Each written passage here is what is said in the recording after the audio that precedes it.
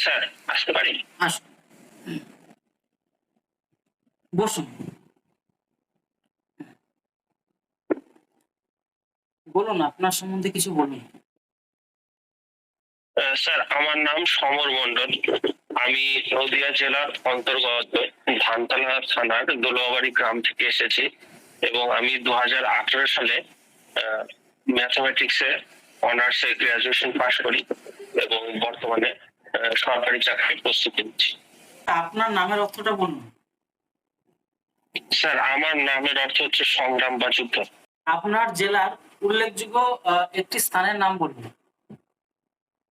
Sir, আমার জেলা নদিয়া এবং নদিয়া জেলার একটি উল্লেখযোগ্য স্থান হচ্ছে স্যার মায়াপুর ইসকন নবদ্বীপ। আপনার গ্রামের প্রধানের নামটা বলুন।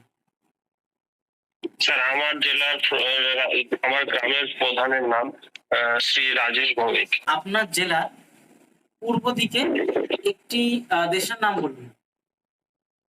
আমার জেলার পূর্ব দিকের দেশ হচ্ছে বাংলাদেশ। আর পশ্চিমে একটি জেলার নাম। স্যার, পশ্চিমে রয়েছে স্যার হুগলি। গ্রুপ সি এবং গ্রুপ ডি পদের জন্য কেন চাকরি করতে চান? স্যার, প্রথমত সরকারি চাকরি আমাদের একটি সামাজিক সুরক্ষা প্রদান করে এবং এইভাবে আমি মনে করি আমার পরিবারকে স্যার আমি আর্থিকভাবে সচ্ছল করতে পারবো এবং নিজের জ্ঞান বুদ্ধি এবং ধৈর্য সহকারে আমি আমার সরকারি দপ্তর এবং সাধারণ মানুষের উপকারে আসবো বলে। WBSSC গ্রুপ ডি এই পদের কাজটা কি? এই সম্বন্ধে যদি জানা থাকে বলুন। হ্যাঁ স্যার, WBSSC গ্রুপ ডি মূলত ওনাদের কাজ হচ্ছে মোটামুটি ক্লাস শেষে ঘন্টা দেওয়া, স্যারদের ফাইলিং গুলো ক্লাসে ক্লাসে পৌঁছে দেওয়া এবং স্কুল শেষে দরজা জানলা ঠিক মতো বন্ধ হলো কিনা ইত্যাদি এই সমস্ত কাজগুলো ওনারা করে থাকেন। আর group C? Sir, group C এর মূলত কাজ হচ্ছে ক্লারিক্যাল কাজ যেগুলো থাকে, ফাইলিং করা বা আমাদের বাংলা শিক্ষা পোর্টালে ছাত্রছাত্রীদের রেজাল্ট সহ অন্যান্য বিষয়গুলো আপডেট রাখা, স্কলারশিপ এবং শিক্ষকদের বেতনের যে সমস্ত খুঁটিনাটি কাজ এবং চিঠি ড্রাফটিং করা যেগুলো এসআই অফিসে পাঠানো হয়, এই কাজগুলো সাধারণত। স্কুলে আগুন ধরে যায়, সেই মুহূর্তে আপনি কি করবেন? আপনার ভূমিকাটা কি হবে? হ্যাঁ স্যার, প্রথমত আমি ছাত্রছাত্রীদের একটি সুরক্ষিত এবং নিরাপদ স্থানে বের করে নেব এবং তারপরে যদি স্কুলে অগ্নি নির্বাপক যন্ত্র থাকে সেগুলোর মাধ্যমে আগুন নেভানোর চেষ্টা করব এবং সর্বশেষে আমি দমকলে ফোন করব এবং স্কুলের প্রধান শিক্ষক সহ অন্যান্য ঊর্ধ্বতন শিক্ষক মহাশয় বৃন্দদের বিষয়টা সম্পর্কে অবগত করব। আচ্ছা, আপনার জীবনের মূল লক্ষ্য বা নীতি কি? স্যার, আমার জীবনের মূল লক্ষ্য বা নীতি হলো নিজের বুদ্ধি, ধৈর্য এবং সহনশীলতার মাধ্যমে দেশ এবং সমাজের উন্নয়ন সাধন করা। আপনার জীবনে একটি আদর্শ ব্যক্তির নাম বলুন এবং তিনি আপনার জীবনে আদর্শ ব্যক্তি কেন? স্যার, আমার জীবনে আদর্শ ব্যক্তি হচ্ছে আমার মা, যিনি ছোটবেলা থেকে কঠোর পরিশ্রম এবং ধৈর্যের মাধ্যমে আমাকে বড় করে তুলেছেন। আচ্ছা, বর্তমানে পশ্চিমবঙ্গের শিক্ষামন্ত্রীর নাম কি?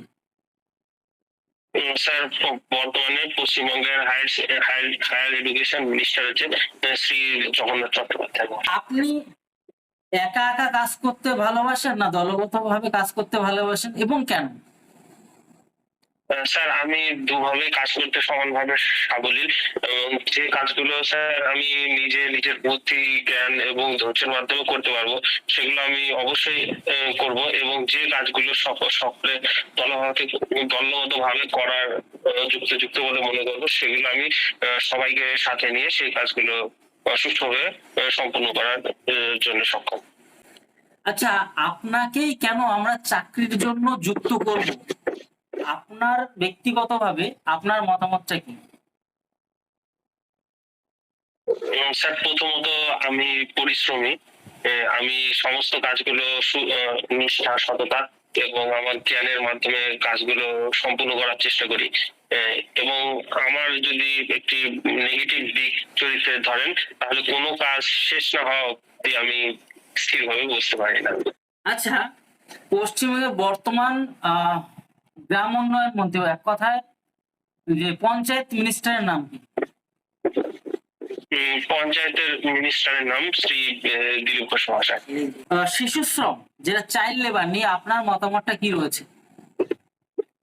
স্যার, শিশু শ্রম একটি একটি ঘৃণ্য বিষয়। আর্টিকেল 24 এ বলা হয়েছে যে বাচ্চাদের 14 বছরের কম শিশুদের দিয়ে কোনো মানে শারীরিক ঝুঁকি সম্পন্ন কোনো কাজ তাদের দিয়ে করানো যাবে না, মাইনিং বা অন্যান্য ক্ষেত্রে।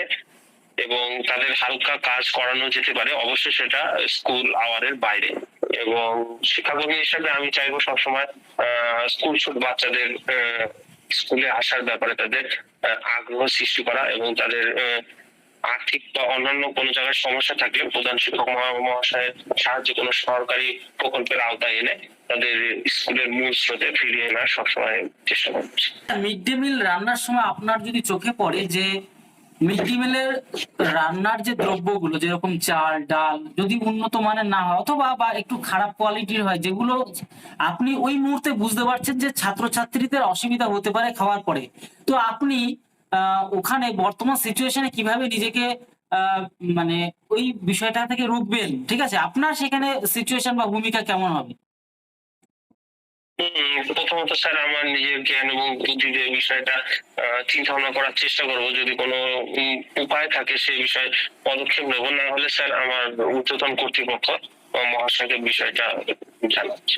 আপনার জেলার জনসংখ্যা এখন বর্তমানে কত আছে? স্যার, আমার জেলায় বর্তমানে প্রায় স্যার 51 লক্ষ আনুমানিক। থানা সংখ্যা কটি? স্যার, বর্তমানে আমার জেলায় 19টি থানা আছে, দুটো মহিলা থানা এবং একটি সাইবার ক্রাইম ব্রাঞ্চ রয়েছে। আপনার জেলার সাক্ষরতার হার কত? স্যার, আমার জেলায় বর্তমানে সাক্ষরতার হার আনুমানিক 74.97%। স্যার, আপনার জেলার প্রতিষ্ঠা বছরটা বলতে পারবেন? যদি জানেন বলুন।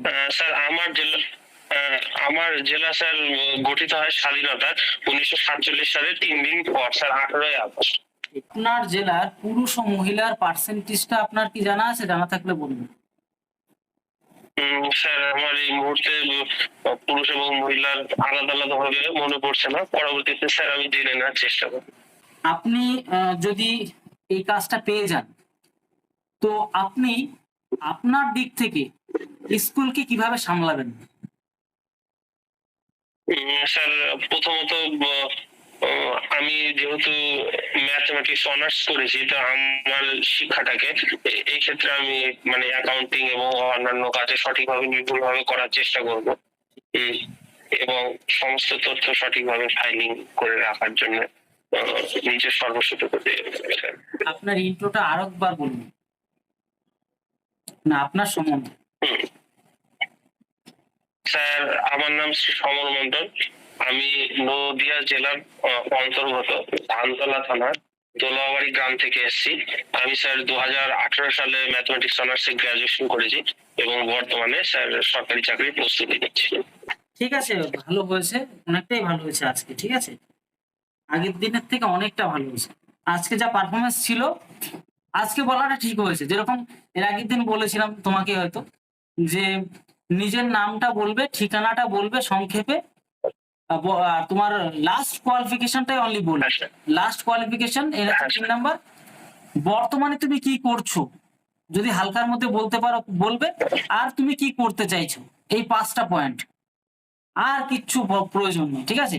এই 5টা পয়েন্ট এক্সামিনার খুব খেয়াল করে যে মানে মূল যে ডিটেলসটা ওইটুকুর মধ্যে বলে দিতে পারছো কিনা, ব্যাস এইটুকুতেই এনাফ, ঠিক আছে।